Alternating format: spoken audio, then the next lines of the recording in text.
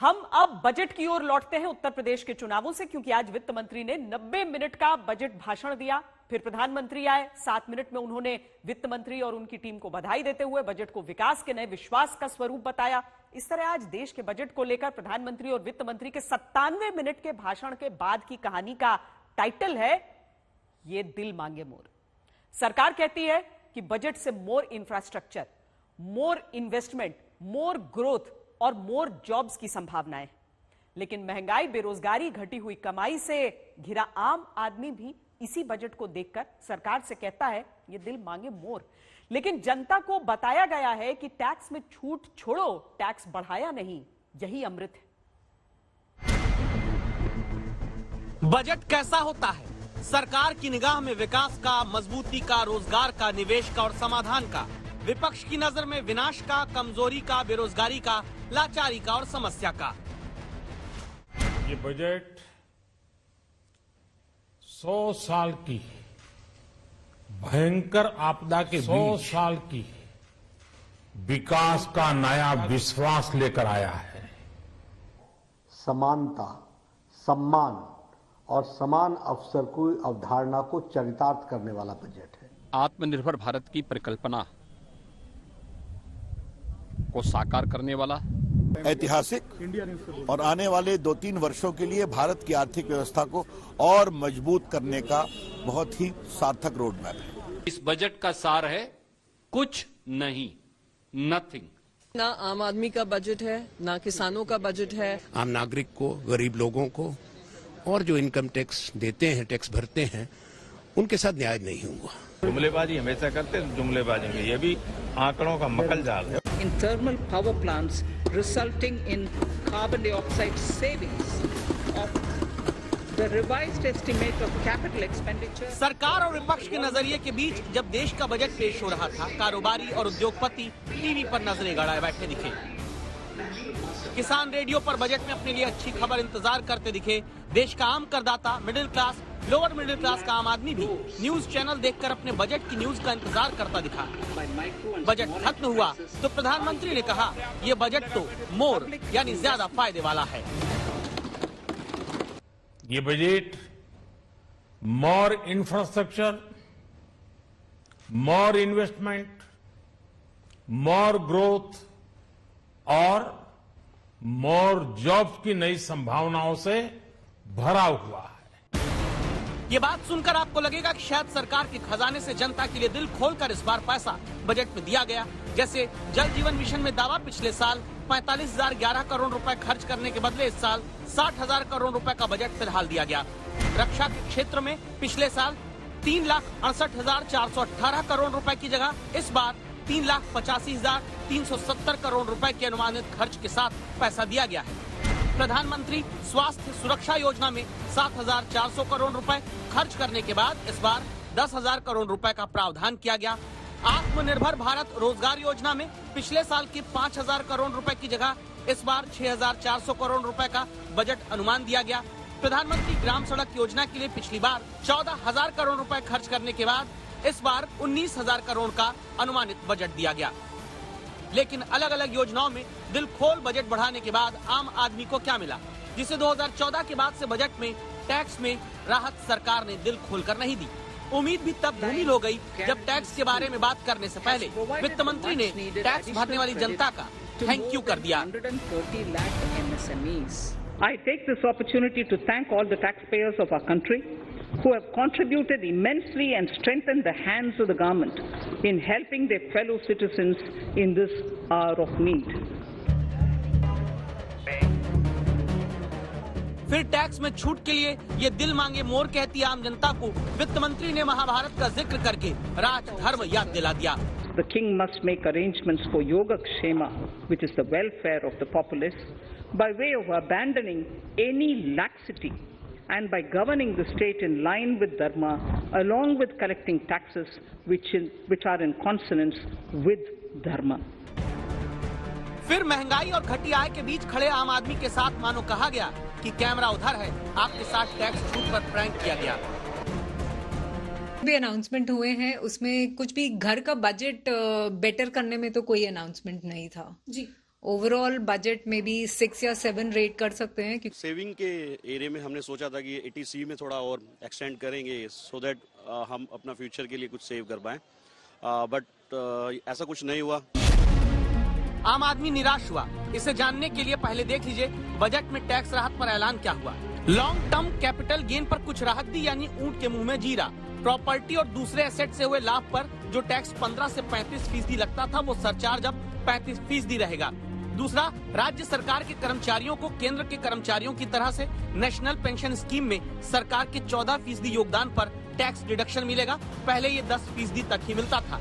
तीसरा ये हुआ कि जो लोग अपना इनकम टैक्स रिटर्न नहीं भर पाए, वो अब जुर्माने के साथ 2 साल का ITR फाइल कर सकते हैं। लेकिन 2014 के बाद से टैक्स छूट या टैक्स स्लैब में बदलाव का इंतजार करती जनता को कह दिया गया, रुको, सब्र करो। साथ में दलील ये मिली, टैक्स घटाया नहीं तो बढ़ाया भी तो नहीं, इसलिए खुश रहिए।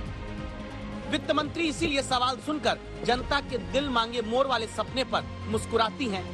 इनकम टैक्स को लेकर के उम्मीद की जा रही थी काफी समय से, तो इस बार इनकम टैक्स को टैक्स बढ़ाने का टैक्स फिर कहती हैं टैक्स न बढ़ने को ही राहत समझ लीजिए। बढ़ाने का उम्मीद है तो मैं बढ़ा नहीं दिया, मैंने टैक्स इंक्रीज नहीं किया। वो बात मैं दोहराना चाहती हूँ, लास्ट ईयर भी इस साल भी एक भी पैसा टैक्स के द्वारा मैंने एडिशनली कमाने के लिए कोई कोशिश नहीं की। पिछले बार प्रधानमंत्री जी का आदेश था कि डेफिसिट कितने भी क्यों ना हो, पैंडेमिक के समय जनता के ऊपर टैक्स का बोझ डालना नहीं, वो ही इंस्ट्रक्शन इस बार भी। इसीलिए हमने टैक्स के द्वारा कोई पैसा कमा करके पैंडेमिक के समय जो डिमांड्स एंड चैलेंजेस है हमारे ऊपर, उसको कोई उससे राहत ढूंढने का अटेम्प्ट भी नहीं किया। टैक्स इंक्रीज नहीं हुआ, टैक्स नहीं बढ़ाया, लेकिन टैक्स से ही तो जनता के सरकारी खजाने में पैसा आया है। 1 रुपए अगर सरकार पाती है तो जहां पिछले साल 14 पैसा इसमें इनकम टैक्स से आ रहा था, इस बार 15 पैसा आएगा। जनता के चुकाए GST से जहां 1 रुपए में सरकार 15 पैसा पिछली बार पा रही थी, इस बार 16 पैसा जनता देगी। पिछली बार जहां सरकार के खजाने में 1 रुपए में 53 पैसे टैक्स से ही जनता के आ रहे थे, इस बार 58 पैसा टैक्स के रूप में वही आम आदमी चुकाएगा। टैक्स भरता है आम आदमी, वो आम आदमी जिसकी कोरोना काल में या तो सैलरी बढ़ी नहीं, या वेतन में कटौती हुई, या फिर नौकरी ही चली गई। दोबारा कहीं नौकरी मिली तो बेहद कम सैलरी पर काम करना पड़ रहा है। और तब क्या टैक्स ना बढ़ाना ही आम आदमी के लिए वित्त मंत्री ने राहत मान ली? आपने कहा कि देखिए पिछले 2 साल से टैक्स नहीं बढ़ाया गया, तो क्या इसी को राहत माना जाए कि टैक्स नहीं बढ़ा है? नहीं, मैं सिनिकली जवाब नहीं दूंगी उसको। सिनिकली अगर देना है तो मैं बोलूंगी हाँ टैक्स बढ़ा नहीं है इसीलिए राहत है। नहीं, आई एम नॉट सेइंग दैट। बहुत सारे जो मिडिल क्लास का हुआ वो भी मिडिल क्लास के खाते पे डालिए ना। Middle class across the board, मैं बजट में जो उपयोग की लाइन वो आपको पढ़ना चाहती हूँ। It's not one particular segment. किसान में मिडिल क्लास नहीं है, MSME में मिडिल क्लास नहीं है, अफोर्डेबल होम्स में मिडिल क्लास नहीं है, उन सब को राहत दिलाया नहीं है। इतना सब कुछ मिडिल क्लास को दे दिया तो सरकार टैक्स छूट भी दे देती, वरना साल भर में 25 रुपए महंगा हो चुका प्रति लीटर पेट्रोल डीजल बिना उफ किए भरा रहा आम आदमी भी मिडिल क्लास का ही है। साल भर में 250 रुपए महंगा हो चुका सिलेंडर शांति से भरा रहा आदमी भी मिडिल क्लास का ही है। पेट्रोल डीजल की महंगाई के कारण अपने घर में स्वास्थ्य और दूसरी सर्विस में खर्च में कटौती करके महंगाई को एडजस्ट करने वाला भी मिडिल क्लास ही है। भले सरकार कहे कि आजादी का अमृत महोत्सव मनाते देश में अमृत काल यानी 25 साल में आजादी के 100 वर्ष पूरा करते देश का ये बजट है, लेकिन हकीकत तो ये भी है कि ICE 360 सर्वे 2021 के मुताबिक सबसे गरीब 20% भारतीय परिवारों की सालाना आय पिछले 5 साल के दौरान 53% गिर गई। लोअर मिडिल क्लास लोगों की घरेलू आय 5 साल के मुकाबले 32% कम हो गई। मिडिल क्लास के लोगों की इनकम 8% घट गई। ये एक क्रूर मजाक इस देश के लोगों के साथ है। गरीब की मदद के लिए एक शब्द बजट में नहीं है, रोजगार सृजन के लिए बजट में एक शब्द नहीं है, महंगाई पर नियंत्रण के लिए बजट में एक शब्द नहीं है, गरीब तक पैसा पहुंचाने के लिए बजट में एक शब्द नहीं है, बजट में किसी वर्ग को टैक्स रिलीफ देने के लिए एक शब्द नहीं है। लोक कल्याण को जैसे रद्दी की टोकरी में फेंक दिया गया हो। ये जो अमीर जिसको फायदा मिल रहा है इस सरकार की नीतियों की वजह से, जो मुनाफे बढ़ाते जा रहे हैं, इस पैंडेमिक में भी और अमीर हुए हैं, उनके ऊपर टैक्स डालकर उस पैसे को इस्तेमाल क्यों नहीं करते हो लोगों को राहत देने के लिए। कहने को तो सरकार की मोर अपेक्षा यानी जनता टैक्स भरे, इस पर आम आदमी खरा भी उतरा है, क्योंकि सिर्फ इनकम टैक्स की बात करें तो 2021-22 के बजट में आयकर से राजस्व हासिल करने में अनुमान सरकार का 5,61,000 करोड़ रुपए था, जो संशोधित होकर 6,15,000 करोड़ रुपए हुआ। इस बार सरकार ने जनता से इनकम टैक्स के रूप में 7 लाख करोड़ रुपए हासिल करने का बजट अनुमान लगाया। इसके बदले जनता की ज्यादा अपेक्षाओं का सपना क्या तोड़ दिया गया? तभी तो पेट्रोलियम पर सब्सिडी 14,073 करोड़ के मुकाबले इस बार घटाकर 5,813 करोड़ रुपए कर दी गई। खाद्य सब्सिडी भी 2,42,836 करोड़ रुपए से घटाकर 2,06,831 करोड़ रुपए कर दी गई। इस तरह मोर इंफ्रास्ट्रक्चर, मोर इन्वेस्टमेंट, मोर ग्रोथ और मोर जॉब्स की नई संभावनाओं के सरकारी दावे वाले बजट में जनता more tax relief, more tax benefit, more subsidy, more महंगाई से मुक्ति की संभावनाएं तलाशती रह गई। आज तक ब्यूरो। वित्त मंत्री ने अपने बजट भाषण में रविंद्रनाथ टैगोर की पंक्तियों का जिक्र करते हुए कहा कि उम्मीद एक ऐसा पंछी है जो प्रकाश को महसूस करता है और अंधेरे में भी चहचहाता है। ये सुनकर सदन में सदस्यों ने खूब मेज थपथपाई। अगर इस वक्त देश के युवाओं को उम्मीदों का वही पक्षी कहें तो गलत नहीं होगा, जो बेरोजगारी के अंधेरे में भी अपने हक की आवाज उठाते हैं और सरकारों से रोजगार के प्रकाश की आशा रखते हैं, जिन्हें 60 लाख रोजगार का भरोसा दिया गया, लेकिन करोड़ों बेरोजगारी के दौर में नौजवानों का दिल मांगे मोर।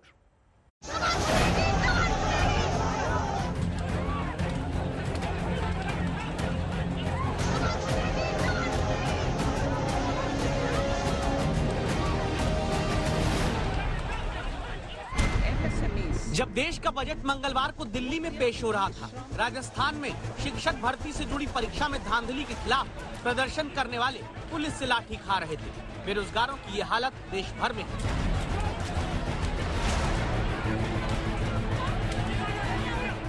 हाल ये है, 4 महीने के भीतर बेरोजगारों की संख्या भारत में 3 करोड़ के पार है। यह आंकड़ा 2020 में देश भर में लगे लॉकडाउन के दौर से भी ज्यादा है। तब 2 करोड़ 93 लाख युवा बेरोजगार थे। अब वित्त मंत्री के बजट से बेरोजगारों को क्या भरोसा मिला, पहले ये सुनिए। The productivity-linked incentive in 14 sectors for achieving the vision of Atmanirbhar Bharat has received excellent response, with potential to create 60 lakh new jobs.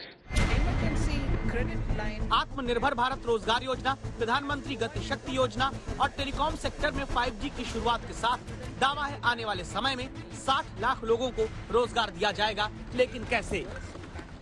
7.5 lakh crore रुपए के पब्लिक इन्वेस्टमेंट से अर्थव्यवस्था को नई गति के साथ ही छोटे और अन्य उद्योगों के लिए नए अवसर भी बनेंगे। मैं वित्त मंत्री निर्मला जी और उनकी पूरी टीम को इस पीपल फ्रेंडली और प्रोग्रेसिव बजट के लिए बहुत बहुत बधाई देता हूं।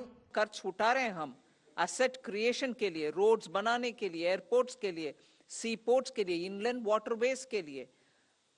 ये सब काम करने के लिए जो रोजगार पैदा होता है, आवश्यक है, उससे जॉब्स इंक्रीज ही होगा। उसके अलावा हमने प्रोडक्शन लिंक्ड इंसेंटिव्स 14 सेक्टर्स में दे रहे हैं। मतलब मैन्युफैक्चर करने के लिए हर एक नया यूनिट जो वो उत्पादन करेंगे उसके लिए इंसेंटिव देने के कारण और उसके पीछे एक बहुत बड़ा इंटरेस्ट है कि ये मैन्युफैक्चर बढ़ाने के समय जॉब्स भी बढ़ाते हैं।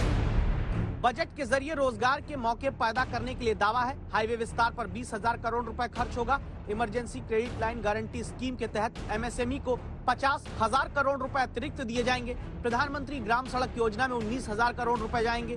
पीएम आवास योजना में 48,000 करोड़ रुपए देकर, नॉर्थ ईस्ट रीजन में पीएम डिवाइन योजना के तहत 1,500 करोड़ रुपए देकर रोजगार के मौके पैदा किए जाएंगे। पैंडेमिक के वजह से पूरे दुनिया में बहुत उथल पुथल हुआ, जॉब्स में नुकसान हुआ बहुत देशों में, हमारे यहाँ भी। मगर हमने आत्मनिर्भर भारत के दौरान बहुत सारे ऐसे अनाउंसमेंट किया जिसमें बहुत लोगों के जॉब्स इंटैक्ट रही। हाँ, जिनको नुकसान हुआ उनको अभी हम धीरे धीरे बहुत स्कीम्स के द्वारा हेल्प करके आ रहे हैं। ये नहीं नकार, I am not denying that there has been impact on jobs, मगर एकदम कुछ नहीं किया वो सही भी नहीं है।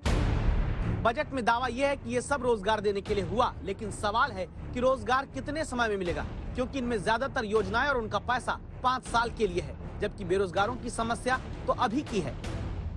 मणिपुर से, गोवा से, पंजाब, उत्तर प्रदेश, उत्तराखंड, वो मौजूदा सरकारों से सवाल पूछेंगे कि उनकी आय, उनकी जिंदगियां, उनके रोजगार, उनका कल्याण इस सरकार ने क्रूरता से क्यों छीन लिया। इंफ्रास्ट्रक्चर पर हजारों करोड़ का बजट देकर पैदा होने वाला रोजगार युवाओं तक पहुंचने में वक्त लगेगा। क्यों नहीं सरकार केंद्र में ही खाली पड़े 8 लाख पदों पर भर्ती तुरंत करके राहत सीधे पहुंचाती है। याद रहे, बेरोजगारी के विषम काल में देश के 1.25 करोड़ युवा ऐसे भी हैं जो दावा है हताश होकर अब घर बैठ गए हैं, ये मानकर कि नौकरी और रोजगार मिलने वाला नहीं है। आज तक ब्यूरो। किसानों की मांग के अनुसार एमएसपी तय करने से लेकर एक कमेटी बनाने की बात कही गई थी। 2022 में किसानों की आय दोगुनी करने की बात भी हुई थी। विदेश से काला धन कितना वापस आया, ये सारे सवाल जनता के हैं, लेकिन इनके जवाब गोलमोल मिलते हैं।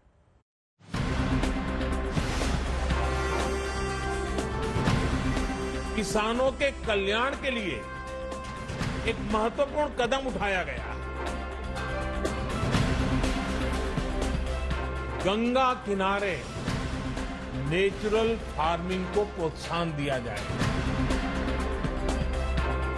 किसानों की आय बढ़ाने में बहुत मदद मिले।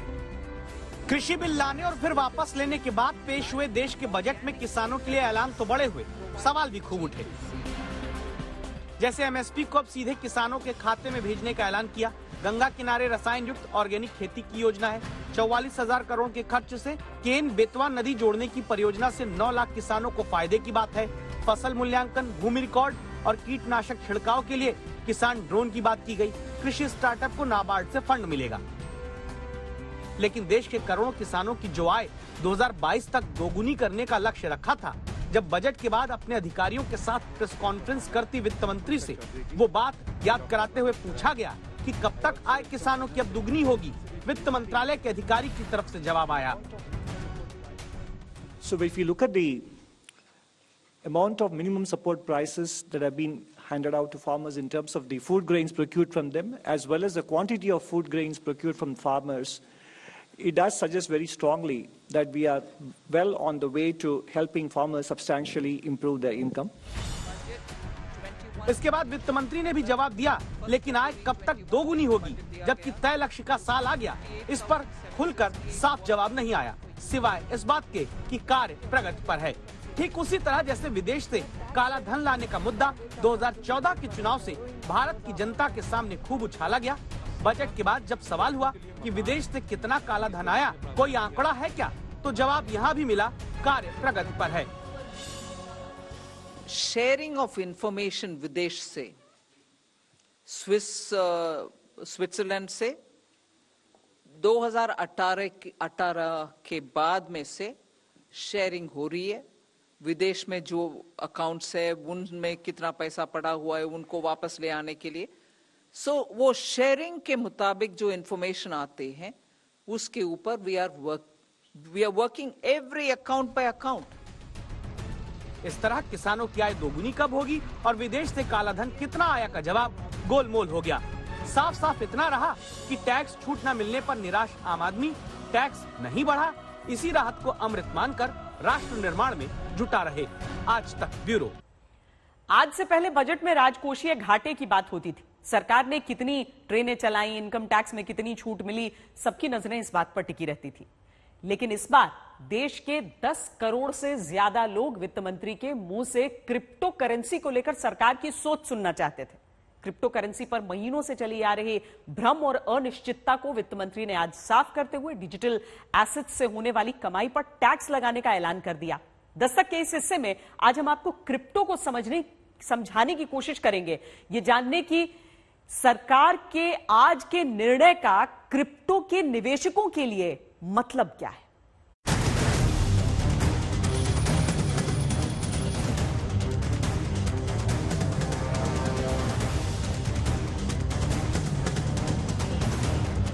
क्या 10,000 रुपए 8 लाख करोड़ रुपए बन सकते हैं? आप कहेंगे ये कैसा सवाल है, क्योंकि 10,000 रुपए का निवेश 800 करोड़ फीसदी रिटर्न होने पर 8 लाख करोड़ रुपए बनेगा। इतना मुनाफा कमाना भले ही fix deposit, mutual fund, bond और शेयर से संभव न हो, लेकिन क्रिप्टो करेंसी से संभव है।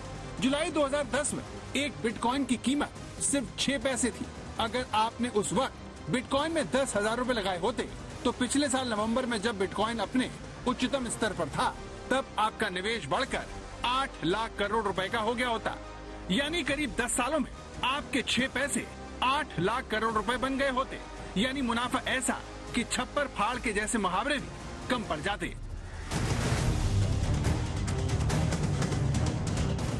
क्रिप्टो करेंसी से जुड़े यही वो आंकड़े हैं जो देश के करोड़ों नौजवानों को इसकी तरफ खींच रहे हैं। भारत में करीब 10 करोड़ से ज्यादा लोग रातों रात अमीर बनने के लिए बिटकॉइन जैसी क्रिप्टो करेंसी में अपनी जमा पूंजी झोंक चुके हैं।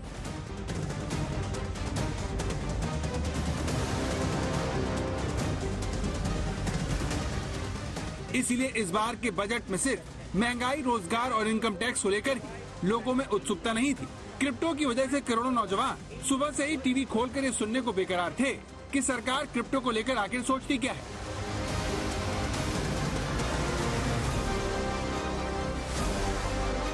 क्योंकि जिस तरह से पीएम लगातार क्रिप्टो करेंसी को लेकर दुनिया को चेतावनी दे रहे थे, प्रधानमंत्री के एक एक शब्द भारत में इसके 10 करोड़ से ज्यादा निवेशकों को सोने नहीं दे रहे थे। क्रिप्टो करेंसी और bitcoin, for example, it is important that all democratic nations work together on this and ensure it does not end up in wrong hands which can spoil our youth. सरकार से आने वाले ऐसे सख्त संदेशों के बीच crypto के निवेशकों को बजट का बेसब्री से इंतजार था, जिसमें वित्त मंत्री ने क्रिप्टो के करोड़ों निवेशकों की मन की बात करते हुए इससे जुड़ा सबसे बड़ा ऐलान किया। Introduction of a central bank digital currency will give a big boost to digital economy. Digital currency will also lead to a more efficient and cheaper currency management system. It is therefore proposed to introduce digital rupee using blockchain and other technologies to be issued by the Reserve Bank of India starting 2022 and 23. तो मोदी सरकार ने साफ कर दिया कि वो digital asset से होने वाली कमाई पर 30% टैक्स वसूलेगी। इसके साथ ही इस तरह की एसेट्स के ट्रांजैक्शन पर 1% TDS भी कटेगा। अगर किसी को इस तरह की डिजिटल एसेट्स तोहफे में दी जाती है तो उस पर भी 1% TDS कटेगा। यानी सरकार चाहती है कि सभी निवेशक अपने मुनाफे का एक हिस्सा उसे टैक्स के रूप में दें। लेकिन यहाँ सवाल ये उठा कि जिस क्रिप्टो करेंसी को लेकर सरकार अभी तक कानून बनाने में लगी हुई है, उस पर टैक्स लगाकर आखिर वो क्या संकेत दे रही है? क्या वो ये कह रही है कि वो क्रिप्टो करेंसी पर बैन नहीं लगाएगी? और क्या सरकार ने टैक्स लगाकर क्रिप्टो करेंसी के निवेश को एक विकल्प के तौर पर स्वीकार कर लिया है? इस सवाल का जवाब वित्त मंत्री सीधे सीधे देने से बचती रही। डिजिटल एसेट क्या है? क्या इसमें क्रिप्टो, जिसको करेंसी भी कहा जाता है, क्रिप्टो करेंसी, तो जिसके लिए घोषणा की गई है आज बजट में? घोषणा की गई है कि सेंट्रल बैंक एक डिजिटल करेंसी इश्यू करेगी, बस। उसके अलावा हम चर्चा में क्रिप्टो क्या है, क्रिप्टो एसेट क्या है, अभी नहीं होगा। वो जीरो ड्राफ्ट जो है, जिसके ऊपर स्टेक होल्डर्स कंसल्टेशन चल रही है, आप भी उसमें शामिल हो जाइए। क्रिप्टो पर रिसर्च करने वाली एक एजेंसी के मुताबिक पिछले साल अप्रैल से अब तक क्रिप्टो करेंसी में भारतीयों का निवेश 6,922 करोड़ से बढ़कर 75,000 करोड़ तक पहुंच गया है। एजेंसी का दावा है कि 10 करोड़ से ज्यादा भारतीय क्रिप्टो के निवेशक हैं, जो दुनिया में सबसे ज्यादा है। चैनालिसिस की एक रिपोर्ट भी कहती है कि भारत में क्रिप्टो करेंसी का बाजार बीते एक साल में 641% तक बढ़ा है। रिपोर्ट में कहा गया है कि $10 मिलियन से अधिक मूल्य के बड़े संस्थागत लेन देन में से 42% ट्रांजैक्शन भारत में हुए हैं। सरकार जितना ज्यादा इसके ऊपर बात करेगी, आई थिंक उतना ज्यादा इन्वेस्टमेंट जो है वो उतनी ज्यादा होगी, क्योंकि कि जब भी सरकार या कोई भी रेगुलेटरी बॉडी किसी भी नई करेंसी या किसी भी नई चीज के ऊपर बात करती है, तो उससे जो जागरूकता है वो ज्यादा फैलती है। आपके और हमारे बात करने से शायद उतना फर्क नहीं पड़ता है एक आम जनता को, जितना कि अगर भारत का फाइनेंस मिनिस्टर अगर कोई स्टेटमेंट किसी चीज के ऊपर देता है तो जनता उसको और यही वजह है कि पिछले एक साल में जब से इंडियन मीडिया ने क्रिप्टो करेंसी के ऊपर बात करना चालू किया है, इंडियन पॉलिटिशियंस ने क्रिप्टो करेंसी के ऊपर बात करना चालू किया है, क्रिप्टो के अंदर जो भारत से जो इन्वेस्टमेंट है जो हमने ऑब्जर्व किया है, वो कई गुना बढ़ा है। क्रिप्टो करेंसी में भारतीयों की बढ़ती इसी दिलचस्पी की वजह से सरकार पर दबाव है कि वो इसे लेकर अपनी स्थिति जल्द से जल्द साफ करे, क्योंकि ये 10 करोड़ लोगों की जिंदगी से सीधा जुड़ा मामला है। आज तक ब्यूरो। लोगों को क्रिप्टो से होने वाले फायदे के बारे में तो सभी को पता है, लेकिन क्रिप्टो क्या है इसे समझना भी बहुत जरूरी है, क्योंकि डिजिटल मनी तो हमारे और आपके वॉलेट में रखा पैसा भी है, तो वो क्रिप्टो करेंसी से कैसे अलग है? इसे आपको बहुत आसान शब्दों में समझाने के लिए हमने ये रिपोर्ट तैयार की है, जिसे देखकर आप क्रिप्टो करेंसी कैसे अलग है उसे बेहतर तरीके से समझ पाएंगे।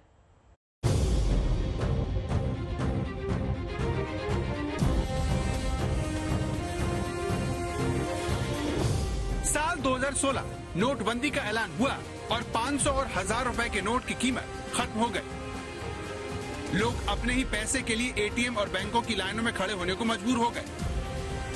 नोटबंदी के बाद देश की एक बड़ी आबादी डिजिटल ट्रांजैक्शन की तरफ चली गई, ताकि आगे से अगर सरकार दोबारा रुपए की वैल्यू को खत्म कर दे तो वो आसानी से अपने बैंक अकाउंट और वॉलेट से पैसे खर्च कर सके।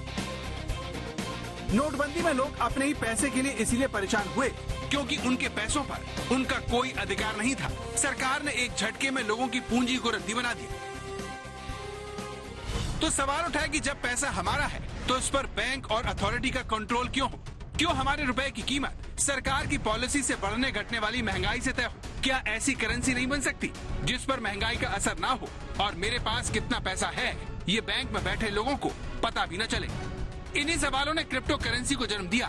क्रिप्टो यानी सीक्रेट और करेंसी यानी मुद्रा। एक सीक्रेट मुद्रा, एक सीक्रेट करेंसी जो भले ही यूपीआई वॉलेट्स की तरह हो, लेकिन उससे काफी भिन्न है। यूपीआई से लेन देन के लिए आईडी जरूरी होती है जिसे आप लेन देन कर सकते हैं। बिटकॉइन में भी यही होता है। आपकी एक आईडी होती है जिसके जरिए आप बिटकॉइन जिसे देना चाहते हैं उसे भेज सकते हैं। लेकिन बड़ा फर्क सिर्फ इतना ही है कि यूपीआई और वॉलेट में होने वाले हर लेन देन पर बैंक की कड़ी नजर होती है, लेकिन बिटकॉइन का लेन देन किसी एक एजेंसी के पास न होकर दुनिया भर के कंप्यूटरों में दर्ज हो जाता है और कोई बैंक और सरकार उस पर नजर नहीं रख सकती। क्रिप्टो करेंसी को लेकर दुनिया भर की सरकारों की सबसे बड़ी चिंता यही है कि इस पर नजर रखना मुश्किल है। इस वजह से इसका गलत इस्तेमाल हो सकता है। लेकिन ये तकनीक दुनिया में इतनी ज्यादा लोकप्रिय होती जा रही है कि एल सल्वाडोर जैसे देश बिटकॉइन को लीगल करेंसी के तौर पर मान्यता दे चुके हैं, यानी वहाँ पर आप बिटकॉइन के जरिए खरीदारी कर सकते हैं। IMF लगातार अमेरिकी देश एल सल्वाडोर को अपने फैसले पर दोबारा विचार करने के लिए मना रहा है, लेकिन वहाँ की सरकार इसे मानने को राजी नहीं है, बल्कि ये देश बिटकॉइन की कीमतों में कमी का फायदा उठाकर अपने खजाने में इसे कई गुना ज्यादा बढ़ा रहा है। यानी क्रिप्टो को लेकर सिर्फ आम लोग जोश में नहीं है, एक देश की सरकार को इसमें अपना उज्जवल भविष्य दिख रहा है, जबकि क्रिप्टो करेंसी में निवेश करने में जोखिम की मात्रा दूसरे विकल्पों से कहीं ज्यादा है। आज तक ब्यूरो। क्रिप्टो करेंसी पर टैक्स लगने से इसमें निवेश करने वाले परेशान हैं। लोग इस पर जमकर मीम शेयर करने लगे। ट्विटर पर 30% टॉप ट्रेंडिंग सर्च में आ गया है। कई लोग ट्वीट कर रहे हैं घर बसने से पहले ही वो बर्बाद हो गया। लेकिन क्या वाकई ऐसा है? क्रिप्टो में निवेश से जुड़े हर अहम सवाल पर एक्सपर्ट की राय आपको सुनाते हैं।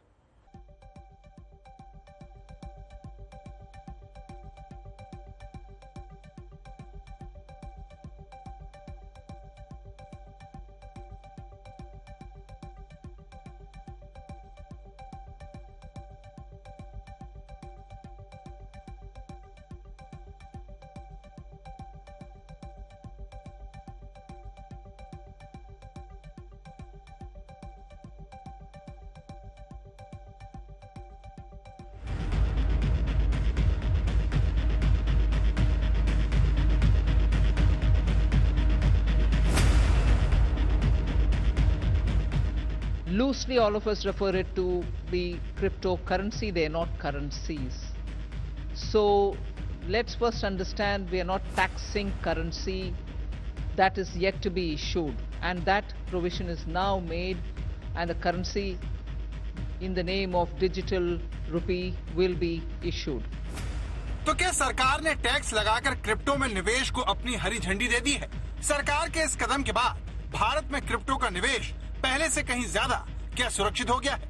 इस सवाल के साथ हम क्रिप्टो एक्सचेंज वजीर एक्स के COO सिद्धांत मेनन के पास गए, जिन्होंने इस सवाल का जवाब देते हुए कहा, whether crypto is legal or illegal, right? So it just with taxing crypto just makes it legal, right? That's very important because of the job market. A lot of people are just waiting to come onto the Web3 industry, but not sure whether it's legal or illegal, right?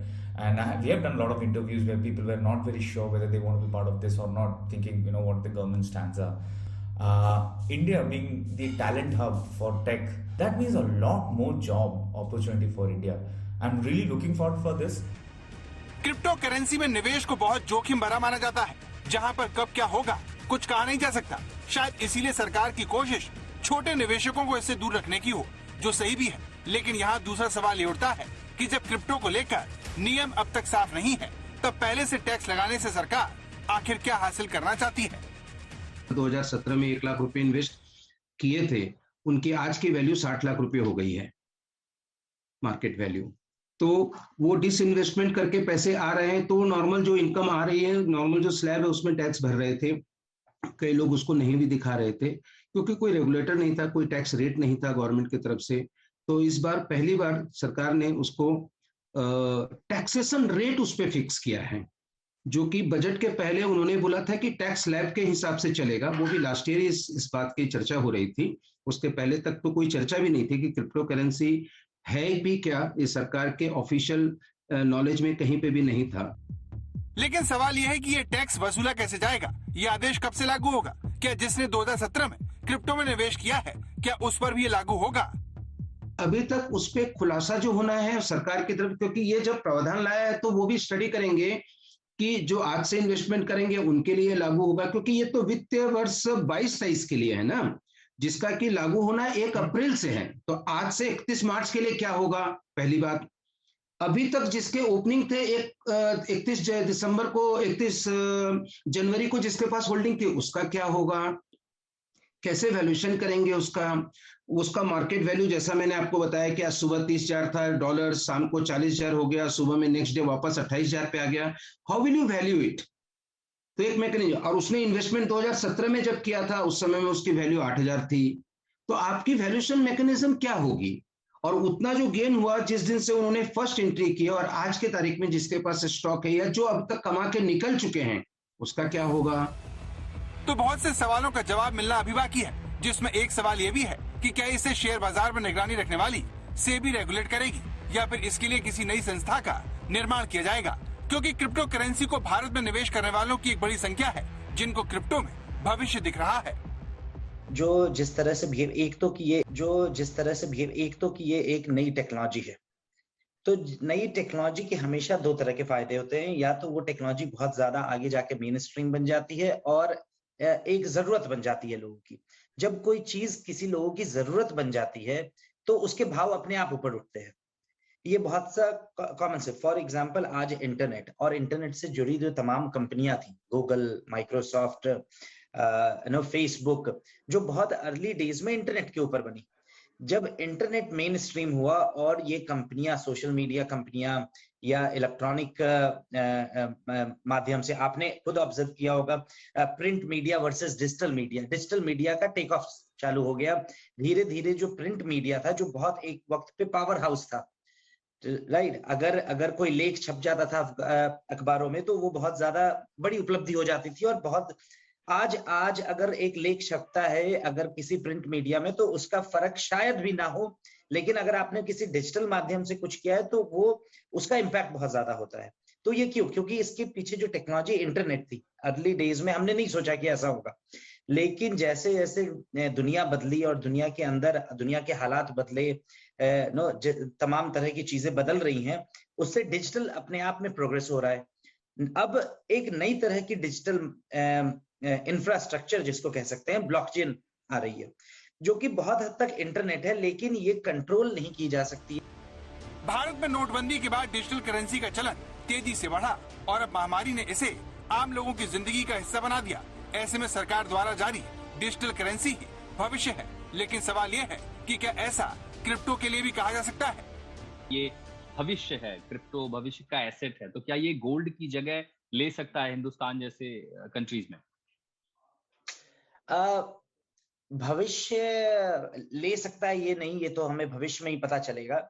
लेकिन अगर हम trends को अगर देखें तो एक चीज बहुत क्लियर है, स्पेशली पिछले 2 सालों में दुनिया जिस तरह के स्वास्थ्य या महामारी से गुजरी है, एक चीज बहुत क्लियर है कि डिजिटल प्लेटफॉर्म का एडॉप्शन अब और ज्यादा तेज हो रहा है। सिर्फ इसलिए क्यों पहले ये एक जरूरत थी, बट क्योंकि अब जान बचाने का तरीका भी है। आज आप और हम मिलने से कतराएंगे, क्यों? क्योंकि हमें पता नहीं कि हमें कौन सी बीमारी हो रही है, राइट? तो इसका एक मतलब है कि डिजिटल चीजें तो बनेंगी, और इंसान जो है वो एक सोशल एनिमल भी है। इसका मतलब हम इंटरेक्शन भी करेंगे। तो अगर हम इंटरेक्शन करेंगे और सारी दुनिया अगर डिजिटल हो रही है, तो जाहिर सी बात है कि जब इस डिजिटल दुनिया को एक ऐसे मनी सिस्टम की भी जरूरत पड़ेगी जो कि कॉपी ना हो सके, कोई कंट्रोल ना कर सके, और हम फ्री होके आपस में लेन देन कर सके। तो जिस तरह से दुनिया का विकास हो रहा है, ये तो बहुत क्लियर है कि क्रिप्टो करेंसी या एनएफटीज या मेटावर्स, जो अब एनएफटी का भी एक वर्जन आगे आ गया, जिसमें हम अपने आप को फिजिकल अवतार बना रहे हैं और लोगों से इंटरेक्ट कर रहे हैं, इनका एक्सेलरेशन और ग्रोथ जो है वो बहुत पहले से बहुत तेजी से हो रहा है। तो ये डिजिटल करेंसी बिटकॉइन बनेगी या कोई और डिजिटल करेंसी आएगी, ये हम नहीं कह सकते, क्योंकि ये तो फ्यूचर ही बताएगा। But crypto in general future है। क्रिप्टो करेंसी के बारे में उसके समर्थक चाहे जो कहें, लेकिन इसमें समझे बगैर निवेश करना अपनी बर्बादी को बुलावा देने के बराबर है। इसीलिए जानकारों का कहना है कि छोटे निवेशकों की इससे दूरी में ही भलाई है। आज तक ब्यूरो। दस्तक में आज के लिए इतना ही। देश और दुनिया की बाकी खबरों के लिए आप देखते रहिए आज तक।